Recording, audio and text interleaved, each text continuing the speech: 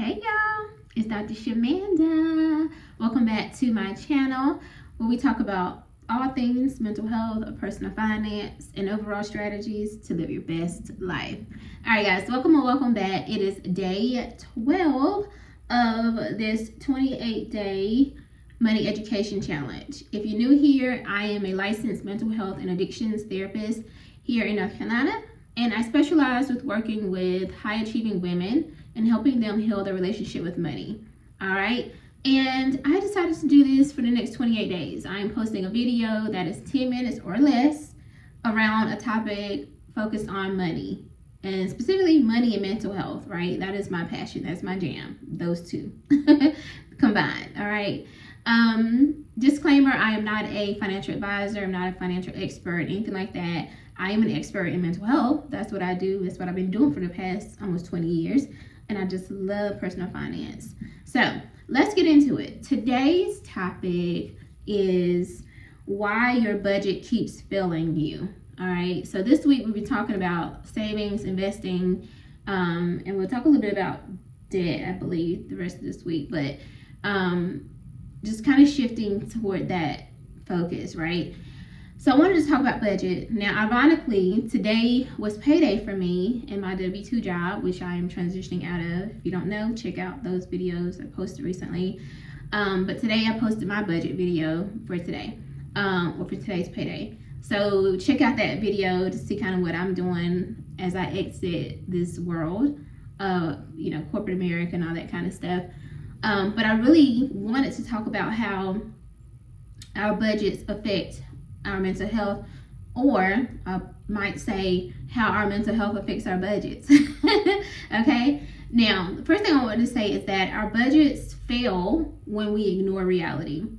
Now, the reality is our incomes, if they fluctuate, they change, right? Now, for the most part, like they can be consistent, right? We know how much we're gonna get. Like most of the time my budget or my paychecks are like almost exactly the same. Maybe they're off by like a penny or two, but for the most part it's the same. But that's like a paycheck. What if you're an entrepreneur and you have you're dependent on revenue or sales?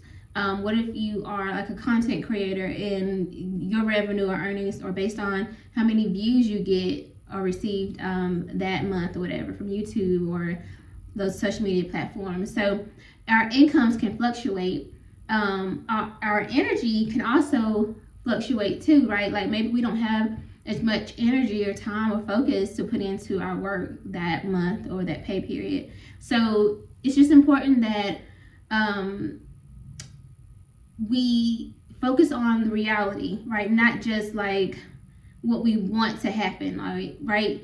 Our numbers are kind of based in reality, like they're facts, right? So just kind of be mindful that when our budgets are very rigid, it's basically you're setting yourself up for failure. And if you're someone who struggles with perfectionism, which is a type of like a piece of anxiety, it comes out of the anxiety bucket, I say, and you can be easily triggered, right? And so you can feel like I'm failing just because you've already kind of set yourself up to fail by having such a rigid budget. Just know that our budgets and our income is constantly going to change, okay?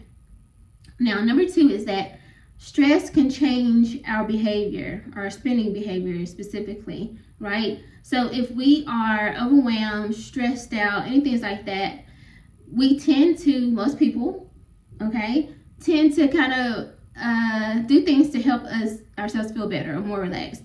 And sometimes that could take the form or shape of spending, shopping. And you might think like, no, I don't do that. Like I'm in control. I got self-control. I don't know what you're talking about. Not me. It might not even be that big of a deal. It might not even be something that you notice. It could be, for example, I'll tell you for me, right? Mine is snacks. I'm gonna tell you right now. Like if I'm just like, and it could be I'm in a good mood or in a kind of stressful mood. If I had a really good day at work, saw some good clients, and I made some progress, and we did some good work, I'm on a high. I'm feeling real good. I'm driving home. I'm like, oh yeah, I'm about to watch this show on Netflix. I'm about to do this. Oh, let me go ahead and stop by Walmart and get me X, Y, and Z. Because all of a sudden now I'm craving these things. I want to just sit on the couch and chill and eat these snacks. But what if I didn't budget for that? Which most of the time I hadn't budgeted for it. So now I just spent this $20 on these snacks or whatever.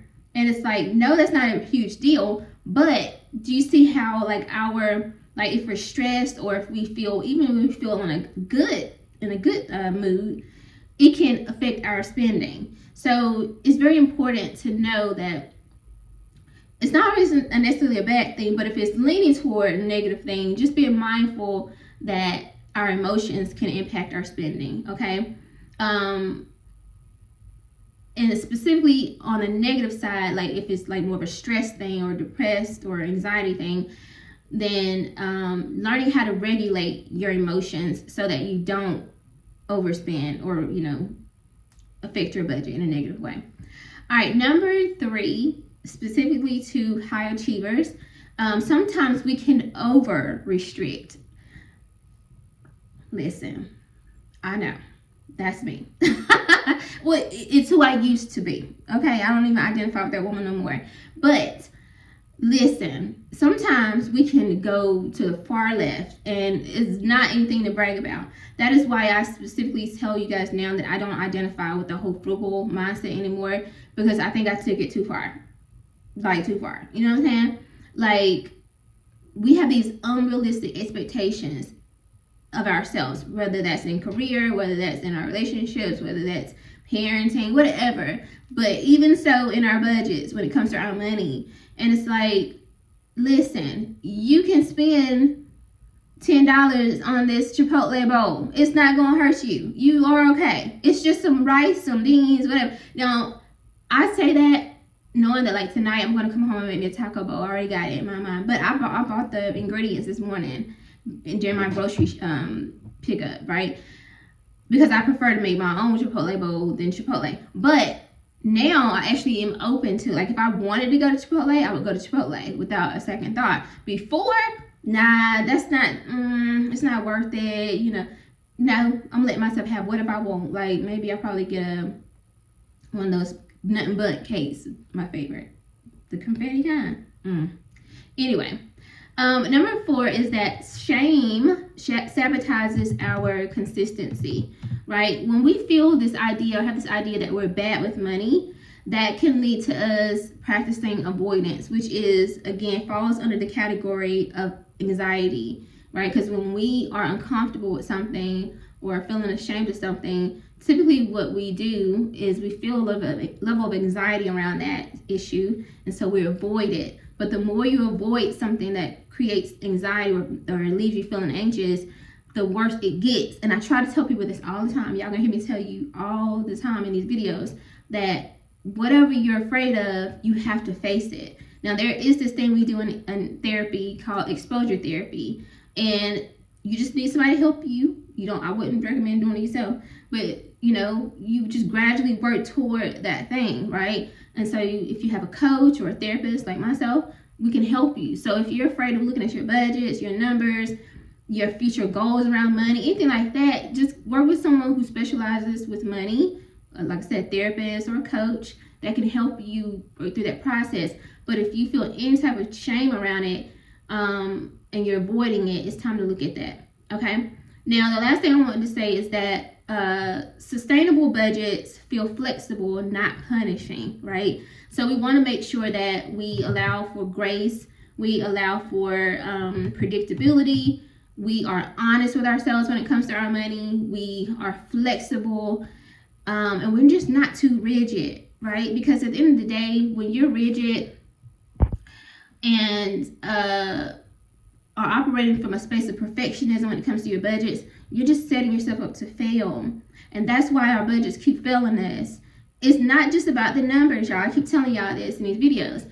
It's about the emotional piece too. It's about the internal security. It's about your past experiences with money. It's about your money origin story. What did you grow up thinking and feeling about money? It requires you to really go back. And again, shameless, no shameless plug. That's what I do with my people as a coach and a therapist, is I help you understand how you feel about money and how money is impacting you. All right, guys, I hope you like this video. If you do, like, comment, subscribe, share, and I'll see you guys in day 13 for the next video. All right, bye.